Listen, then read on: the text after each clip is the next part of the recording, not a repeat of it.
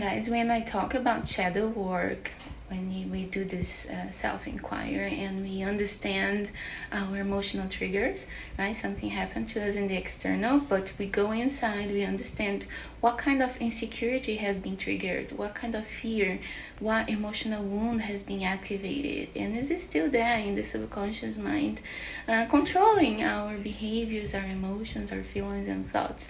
So by doing this shadow work, we clear these energies and emotions and thought patterns, so we stop seeing these continuously in the outside world.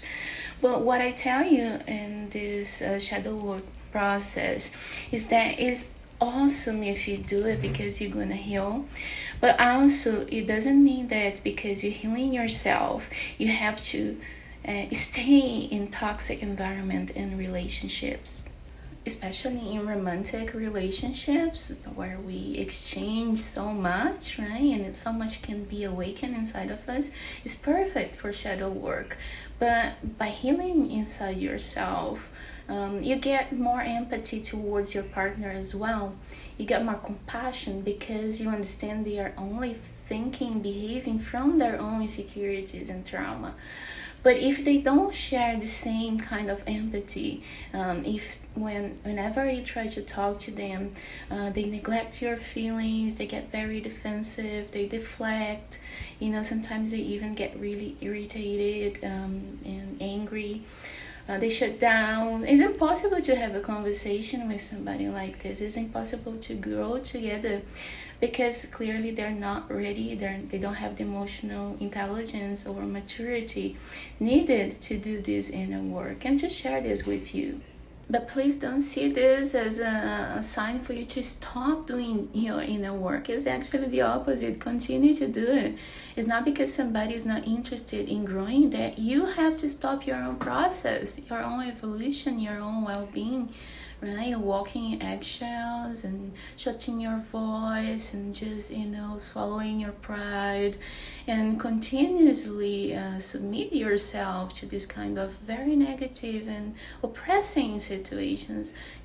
It can be at work, it can be in a relationship, it can be a family dynamic or a friendship. So you need to understand where you're coming from, what you're feeling. Of course, knowing that whatever is coming up is not related to that person, is like something much older. They started probably in your childhood. You can take care of this with shadow work, somatic release, the right type of therapy. And the good thing is that whenever we really heal these aspects inside of us, we kind of disentangle ourselves from them, and the environment or relationships that resonated to that kind of version of ourselves, that kind of wounded version, they start change. So the relationships or sometimes environment at work, family dynamic change for better. Or in other cases, you just decide that it's not what you're looking for, but it's not going to come with a lot of pain and attachment because it's just naturally being dissolved and upgraded inside of you.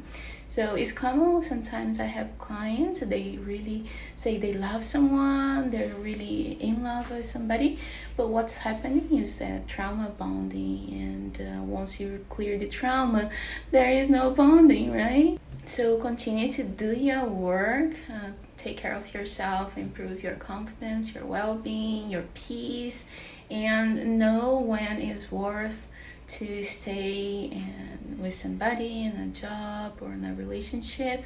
If they're not willing to do the work themselves, it's gonna get only one-sided. It's gonna get really tiring, and you have to consider if it's worth or not to stay in this dynamic.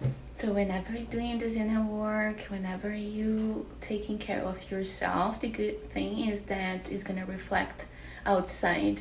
You're gonna disentangle from toxic environment and relationships, and you end up choosing better, resonating with something that or someone who is more aligned for you when you do heal these inner aspects inside of yourself.